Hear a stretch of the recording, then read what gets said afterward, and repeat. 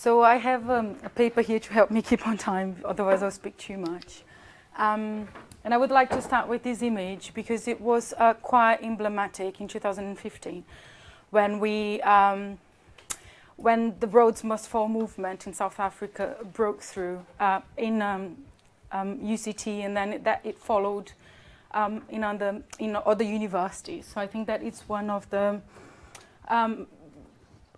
the key times where the discussion of decolonization or the colonial heritage of South African education sort of came through again, even though that has been under discussion for a long time right now. And that how these sort of trickled to other universities in the country as well. So one of the terms that we come through is this idea that the need of decolonize the South African curriculum. And then what I would like to do is a bit, I'm going to go through a little bit of the discussion of decolonization of the curriculum. And then I would like to bring a little bit of the discussion of decolonization from the perspective of Latin American authors and how that is being played out as well with African authors to see the sort of dialogue that we have there. And then present a little bit of where we see some of the correlations that we already discussed this morning with UK.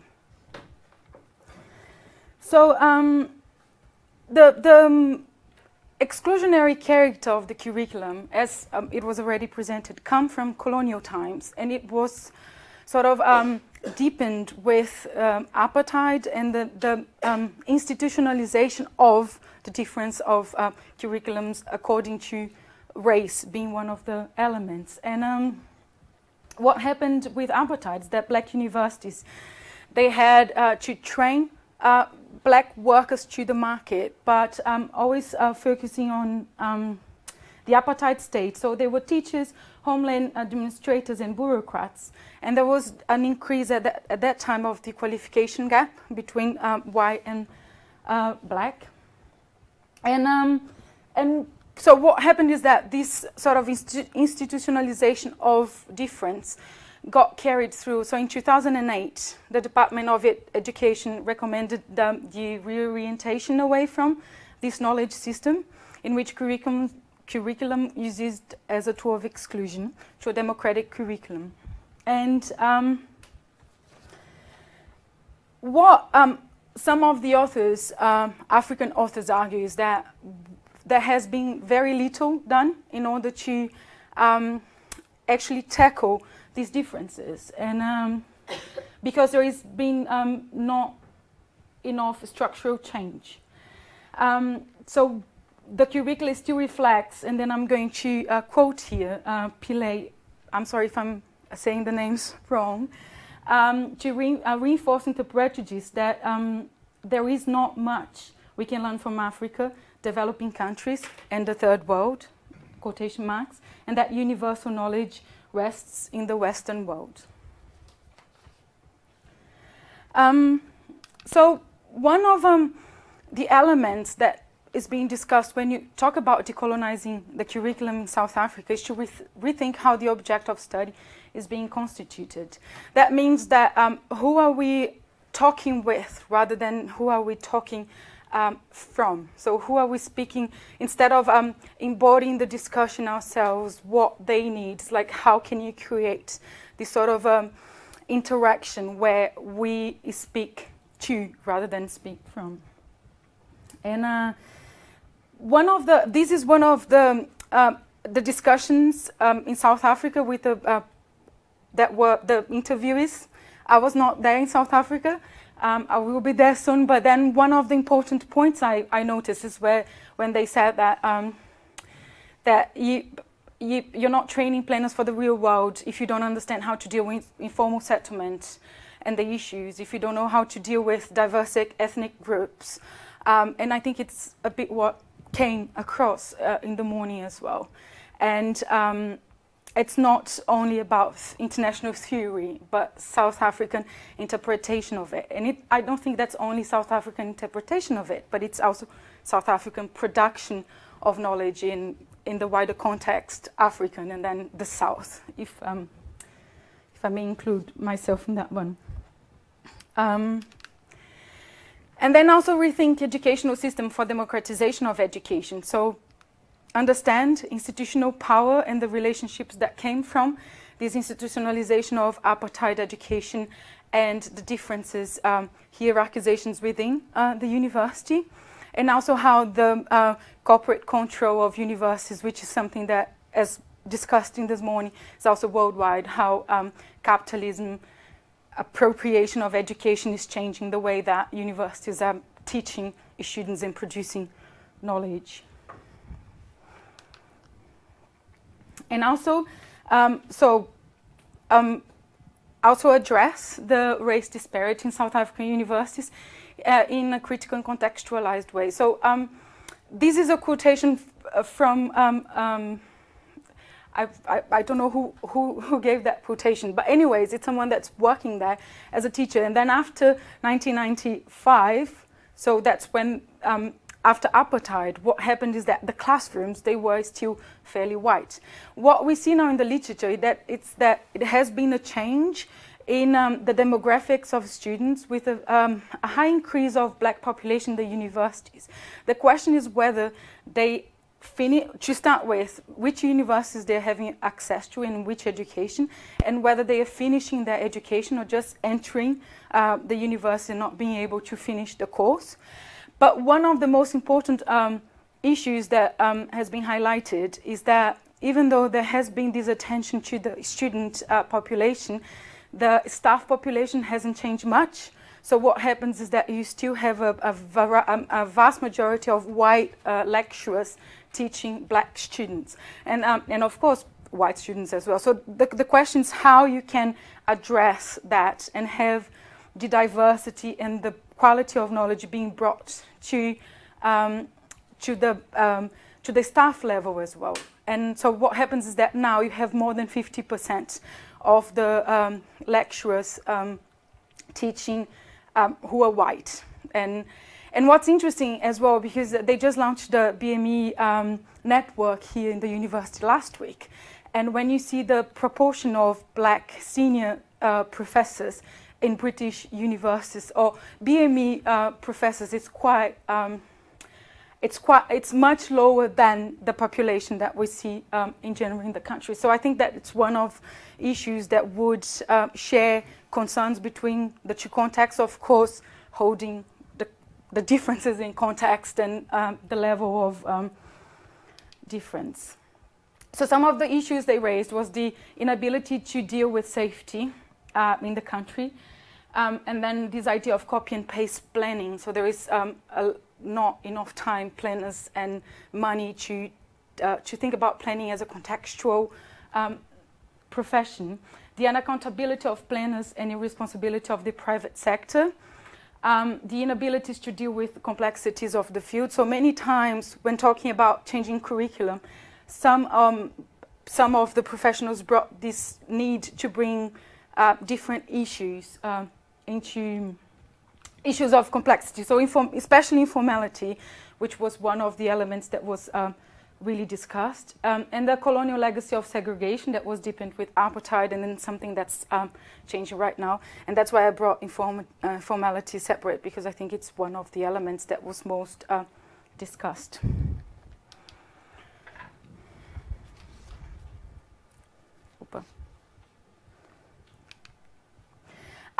So when we talk about decolonial or decolonializing the curriculum, the discussion of the decolonial has one of its roots in the Latin American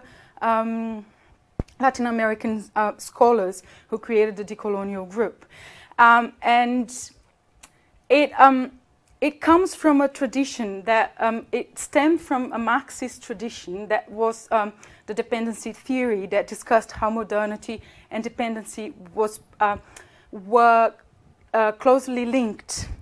If we think about European modernity, we cannot think about European modernity without thinking about the dependency that it creates in a world scale. And then the decolonial sort of stemmed from that and encompassed a lot of issues, especially cultural issues that were not necessarily being discussed by the dependists. So coloniality is this idea that it's different from colonialism. So we have overcome colonialist times in the sense that the countries, the former colonies, they are already politically independent. But at the same time, coloniality, as these authors argue, is that it steals the relations of power, what they call the the colonial matrix of power. It's still in place, and there is a way of maintaining this sort of dependency in other ways, economically, culturally, socially, and then so we have to keep discussing coloniality rather than just say, okay, so we've overcome colonialism. We don't have more this division of colonies and colonizers anymore. And knowledge is one of the important tools to keep this process of coloniality running, especially if we think that we are in a knowledge society where knowledge is one of the elements that define economic positions around the world. And university being one of the crucial actors working that this sort of global fight. Even though we see some of the roots coming from Latin America, coloniality is being, or the decolonial studies have been also important in the African continent, and in that sort of that field, this relationship between Africa and Latin America started with dependency studies. So the dependists, they spoke of elements that were, even though they were typical of Latin America, they echoed in other former colonies or colonies. So I think it's how it started, this relationship. And so a lot of authors are now discussing decolonial, not only about decolonizing not only the curriculum, but decolonizing in a broader context. So what's interesting to think about how the countries came to be colonized. There is a large difference. Of course, there are many differences, but one of the biggest differences between Latin America and Africa is that in Latin America, conquest was based on decimation. So our indigenous population was almost decimated in 50 years' time. So culturally speaking, it was the Portuguese and especially the Portuguese and the Spanish, when they came, they destroyed everything and then they imposed a sort of a European culture or the European knowledge. But of course there are struggles and it's not that simple, but it was through decimation. And what happened in Africa, these authors argue, is that there was a delegitimation of African culture and a sort of Europeanization of African culture. So the African were understood as exotic. Once you give that element, it's easier to do. It's not a real knowledge, but the knowledge that we produce about the exotic is a knowledge that. So they acknowledge through us, the colonizers. And one of the elements that Gaccheni raises is that the continent, so the African continent, still struggles to address a local politics of knowledge, and it fails to answer who generates which content, which knowledge for what purposes. So a bit what resonates a bit with what Mike was talking about. And then there is an overall lack of understanding in the academia how, and then I quote him, knowledge has been used to assist imperialism and colonialism, and how knowledge has remained Euro-American centered.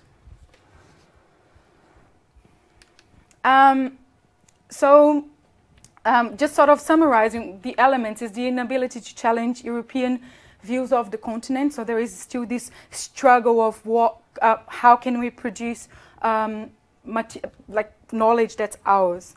The inequality in knowledge access in production and dissemination. So there is a geopolitics of knowledge in place, which hinders knowledge production, so indigenous knowledge production, and the delinking of ethnic, racial, gender, and sexual epistemic location from the subject that speaks, and the creation of a universal truth.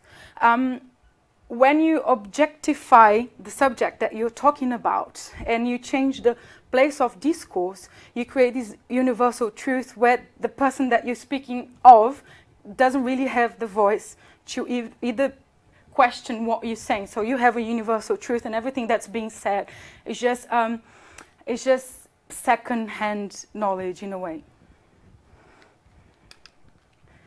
And then bringing to the urban, there is this Brazilian urban planner that discusses this idea of. He suggests that we need to decolonize urban knowledge in general. So it's not only about decolonizing urban education or urban studies in general, but to decolonize urban knowledge. That is also to give voice to the people that we are working for, in a way. So he says that the coloniality of knowledge still prevails in the way city making is taught and acted upon. And what is really important is that, resonating from the Latin American decolonial scholars, what happens is that there has been a process of delinking European development, so the modernity, from the colonial times. But actually, they argue that European development only happened through colonization, not only because there was a cultural exchange, but there was an economic means to do so. So if we see how the Industrial Revolution happened, it happened with money that was produced from exploring the colonies. So we cannot just ignore that and talk about European modernization and talk about colonies as if it was not the two sides of the same coin. And in that sense, Vanessa Watson also pinpoints that, and then I'm going to quote her, planning systems in place have been either inherited from previous colonial governments or have been adopted from northern context to suit particular local political and ideological ends. So not only the discussion of modernity, but also the tools that we have in place in the South, and that's not only in Africa, that would translate quite well to the Brazilian context, is that the tools we have in hand might not be the tools that are produced locally. So I just have here the focus on South Africa. Oh, did I go back? No. It's because I lost one slide there. So when we think about South Africa, of course, I just generalized the concept and brought just a little bit of it because of the sake of time. But if we try to bring that to the context of South Africa, and so from the literature and then also from the interviews that we initially conducted in South Africa, so some elements would be the changes in post-apartheid planning have not yet been able to address local urban challenges. So I think that even though there has been some of the attempts, and some authors will argue it was not enough, and then some interviewees would also acknowledge that. So what's most unique of South Africa is the colonial legacy, even though it's not there anymore. I mean, like, even though apartheid's been away from 20 years, and I think that what Riyad said, I think it's quite important, because we can't just put everything in one pot and put black and white, but this is something that's quite important not to forget, and to understand these roots and to go away from it. And then to understand, of course, the issues, as Cliff said, from the informality, they are not necessarily only linked to apartheid, because even though, for example, in Brazil, we didn't have a formal process of apartheid, what we see in practice is now how informality plays to exactly come back to sort of give people the tools to survive, because the formal institutions are not able to cater for the needs of everyone, and it's usually elitist, so it's catering for the needs of the few. Also, another element is the number of planners. So it was already brought up here, not enough planners. They end up going to the public sector. And also they go to the metropolitan areas, big cities. They are not necessarily interested in the countryside. So you have a lot of places that needed much more attention regarding planning, and they are not being catered. And then I'm just almost finished. So when we see that, it could be in South Africa, but it's actually here in the UK. So with Roads Must Fall, it was a movement that, that implicated other movements around different countries. The UK was one of them, and with this idea of why is my curriculum so white? How can you bring diversity to also British students that have a BME background? So not only about international students, but catering for British students that are not the Caucasian white British. So what he said, and then quoting Mbembe, I don't know how to say his name again, it's the endless production of theories that are based on European traditions. And so just some points that from this early stage of the research, that what would be the unfolding in the UK. So the transnational character of the field that we work in, and at the same time how to understand elements that would be like this general agenda, and then the contextualized way that we have to operate, the implications of the neoliberal agenda in both practice and also education of planning here in the country, the high number of international students and what are they getting from the education, the change in demographics in the UK with the increase of BME English people. So this is the ethnic group that's growing the most in the country. So in a few years we're going to have even more what's the word, representation of this group. And how do we plan for cities where different social and ethnic groups have to live and not be just segregated? The possibility of informed exchange between